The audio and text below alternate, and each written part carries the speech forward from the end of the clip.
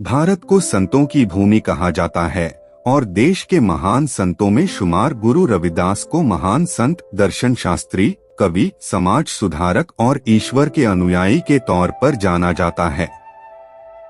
उनके द्वारा कहा गया कथन मन चंगा तो कटौती में गंगा आज भी सबसे ज्यादा लोकप्रिय है। गुरु रविदास ने समाज में फैली छुआछूत, जात पात जैसी कुरीतियों के खिलाफ आवाज बुलंद की थी। उन्होंने यही संदेश दिया कि ईश्वर ने इंसान को बनाया है, न कि इंसान ने भगवान को, और भगवान ने हर इंसान को समान अधिकार दिए हैं। संत रविदास के विचार भी उनकी तरह महान थे। इस महान संत का जन्म सन 1388 में हुआ था। संत रविदास जयंती पर देश के विभिन्न हिस्सों में नगर कीर्तन के साथ जुलूस निकाले जाते हैं, जिसमें गीत, संगीत और दोहे गाए जाते हैं। इस दिन वाराणसी के सीर गोवर्धनपुर में उनके जन्मस्थान मंदिर पर अलग ही रौनक देखने को मिलती है। आइए जानते हैं इस परोपकारी संत के महान विचार। अगर ये विचार आपको अच्छे लगते हैं तो दोस्तों, रिश्तेदारों के साथ जरूर शेयर करें। मन चंगा तो कटौती में गंगा। ब्राह्मण मत पूजिए जो होवे गुणहीन, पूजिए चरण चंडाल के जो होवे गुण प्रवीण। हमें हमेशा कर्म करते रहना चाहिए और साथ साथ मिलने वाले फल की भी आशा नहीं छोड़नी चाहिए, क्योंकि कर्म हमारा धर्म है और फल हमारा सौभाग्य। भगवान उस हृदय में वास करते हैं जिसके मन में किसी के प्रति बैर भाव नहीं है, कोई लालच या द्वेष नहीं है। जीव को यह भ्रम है कि यह संसार ही सत्य है, किंतु जैसा वह समझ रहा है वैसा नहीं है। वास्तव में संसार असत्य है। किसी का भला नहीं कर सकते तो किसी का बुरा भी मत करना।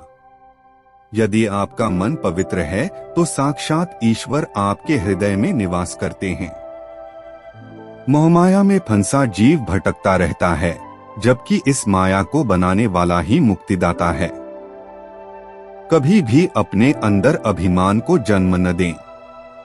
एक छोटी सी चींटी शक्कर के दानों को बीन सकती है, लेकिन एक विशालकाय हाथी ऐसा नहीं कर सकता। कोई भी व्यक्ति छोटा या बड़ा अपने जन्म के कारण नहीं, बल्कि अपने कर्म के कारण होता है। व्यक्ति के कर्म ही उसे ऊंचा या नीचा बनाते हैं। सभी कामों को यदि हम एक साथ शुरू करते हैं तो हमें कभी उनमें सफलता नहीं मिलती है। ठीक उसी प्रकार यदि किसी पेड़ की एक एक टहनी और पत्ती को सींचा जाए और उसकी जड़ को सूखा छोड़ दिया जाए तो वह पेड़ कभी फल नहीं दे पाएगा। कोई भी व्यक्ति किसी जाति में जन्म के कारण नीचा या छोटा नहीं होता है। किसी व्यक्ति को निम्न उसके कर्म बनाते हैं। इसलिए हमें सदैव अपने कर्मों पर ध्यान देना चाहिए।